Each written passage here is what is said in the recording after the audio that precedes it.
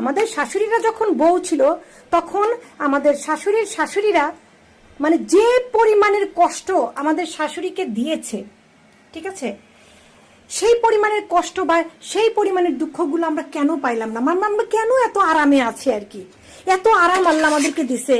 তখনকার শাশুড়িদের হাতে মোবাইল ছিল না, তারপরে হচ্ছে ফেসবুক ছিল না, তারপরে ইনস্টাগ্রাম ছিল না, টিকটক ছিল না, কিচ্ছু ছিল না, একমাত্র টিভি একটা বিনোদন ছিল। তাও মনে হয় তাদের শাশুড়িরা তাদেরকে দেখতে দেয়নি। অথচ আমরা এখনকার বউরা সারাদিন মোবাইল টিপি, ঠিক আছে। আবার রান্না বান্নার রেসিপির জন্য শাশুড়িকেও জিজ্ঞাসা করতে হয় না, ইউটিউব দেখে দেখে রান্না করি। আমরা অনেকে স্মার্ট। আমাদের এই সুখ শাশুড়িদের সহ্য হয় না, বুঝছো? মানে এটাই হচ্ছে শাশুড়িদের সবচেয়ে বড় কষ্ট। কেন? তারা যে কষ্ট করছে আমরা কেন সেই কষ্ট পাইলাম না? বোঝা গেছে? কথা ক্লিয়ার?